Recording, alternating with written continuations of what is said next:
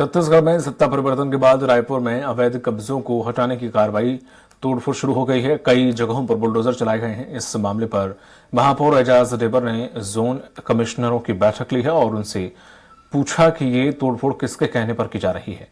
महापौर एजाज ढेबर का मतलब साफ है कि तोड़फोड़ से पहले उनसे पूछा तक नहीं गया है। उनके इस बयान के बाद 2003 से अब तक निगम के कामकाज की समीक्षा की गई। इससे ये पता चला है कि नगर निगम में बीजेपी की सरकार यानी कि प्रदेश और राजधानी रायपुर में एक ही पार्टी की सत्ता रही है। तभी शहर का डेवलपमेंट तेजी से हुआ है, क्योंकि शहर के विकास के लिए बजट शासन से मिलता है। अधिकारी महापौर की बातों और योजनाओं को तरजीह देते हैं। बता दें कि सुनील सोनी और एजाज ढेबर कार्यकाल में शहर में ही तेजी से विकास हुआ है।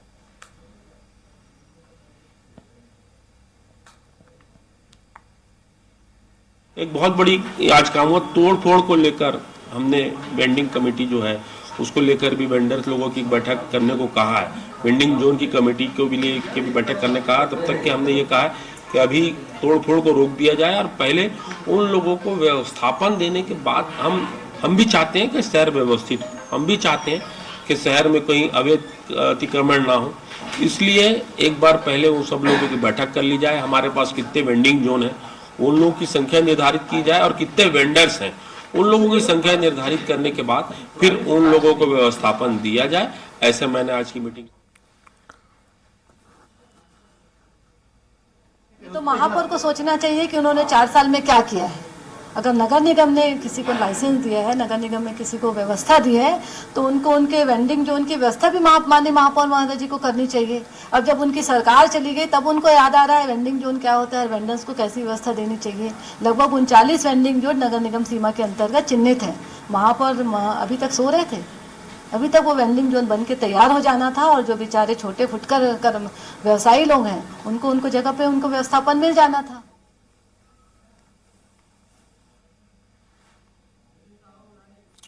और अधिक जानकारी के साथ सहयोगी जुड़ गए हैं दिलीप साहू लाइव हमारे साथ रायपुर से। दिलीप, इस पूरे मामले को लेकर कहीं ना कहीं अब बीजेपी और कांग्रेस आमने सामने है।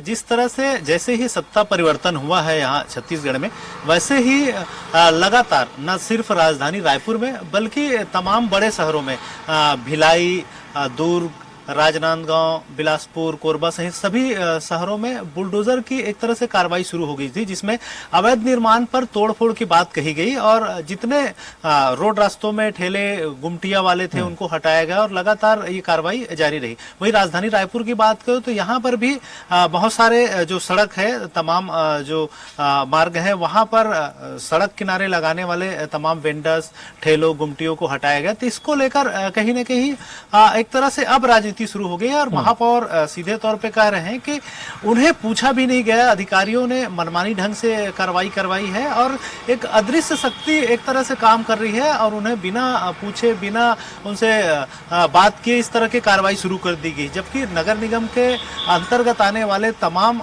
जो कार्रवाई है वो महापौर की जानकारी में होनी चाहिए। और इसको लेकर जिस तरह से जो बातें आई है और साथ ही साथ जो नेता प्रतिपक्ष की बात करें, नेता प्रतिपक्ष नगर निगम की जो नेता प्रतिपक्ष है मिनल चौबे, उनका साफ तौर पर कहना है क्योंकि इन्होंने 4 साल तक मनमानी के वेंडर्स को स्थापित नहीं किए, सही जगह पर व्यवस्थापन नहीं किए, ठेले गुमटियों को अवैध जगहों पर चलने दिए, इसलिए ये स्थितियां निर्मित हुई, इसलिए उन पर कार्रवाई की जा रही है। और अब इनको याद आ रही है जब 4 साल बीत गए, जिनकी सरकार चली गई, तब ये तमाम तरह की बातें कह रहे हैं। इस तरह के उनका भी आरोप है। तो कुल मिलाकर ये जो कार्रवाई हुई है, खास करके जो लगातार हमने देखा है कि चुनाव के दरमियान, जब विधानसभा चुनाव के दरमियान विभिन्न मंचों पर लगातार बीजेपी के तमाम बड़े नेता, चाहे तत्कालीन प्रदेश अध्यक्ष अरुण साव की बात करें या फिर दूसरे तमाम बड़े नेता, ये बातें कह रहे थे कि जब भी बीजेपी की जैसी सरकार आएगी उन तमाम अतिक्रमणों पर बुलडोजर चलेगा और बुलडोजर की कार्रवाई की जाएगी और जहां भी तानाशाही रवैया अपनाया गया है उन तमाम जगहों को तोड़ा जाएगा। इस तरह की बातें कही। और हमने जैसे ही सत्ता परिवर्तन हुए देखे हैं कि मंत्रियों ने पदभार भी ग्रहण नहीं किए थे, मुख्यमंत्री ने शपथ भी ग्रहण नहीं किए थे। इसके पहले ही बुलडोजर की कार्रवाई राजधानी रायपुर सहित तमाम बड़े शहरों में, छत्तीसगढ़ के सभी शहरों में बुलडोजर की कार्रवाई शुरू हो गई थी। इसको लेकर आलोचना भी हुई। बहुत सारे कांग्रेस का कहना है कि जानबूझकर केवल ठेले गुमटी और छोटे जो मेहनतकश लोग हैं जो उसी से अपना रोजी रोटी चलाते हैं, उनको तोड़ा गया, उनको नोटिस भी नहीं दिया गया और सीधा उन पर तोड़फोड़ की कार्रवाई शुरू कर दी गई। उन्हें विस्थापित करने का भी प्रयास नहीं किया गया। तो इस तरह के आरोप लगाए थे। हालांकि बीजेपी का कहना है कि ये जो ठेले गुमटिया जो तमाम जो चल रहे थे वो एक तरह से मनमानी ढंग से चलाए जा रहे थे और कांग्रेस की जो सरकार है और कांग्रेस के जो महापौर है वो उनको प्रश्रय दे रहे थे और उनको लगातार ये बातें कही जा रही थी। उनकी वजह से बहुत सारे जो सड़क है वहां पर व्यवधान उत्पन्न हो गया था। इस तरह के आरोप इन्हें लगाए थे।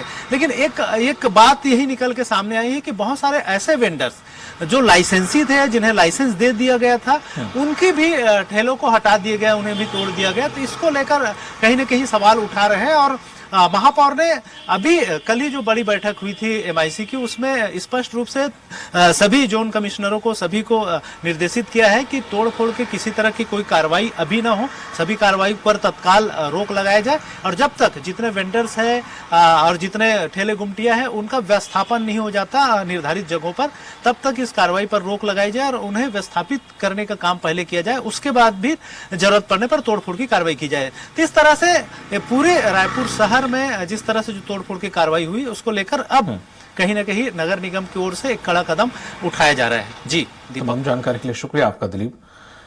तो अब इस पूरे मामले को लेकर राजनीति शुरू हो गई है, जहां एक तरफ बीजेपी आरोप लगा रही कि अब तक आपने क्या किया, महापौर पर नेता प्रतिपक्ष नगर निगम की, वहीं एजाज ढेबर बोल रहे हैं कि जो गुमटी ठेले वाले हैं उन लोगों के साथ अन्याय किया जा रहा है और मेरी सुनी नहीं जा रही है।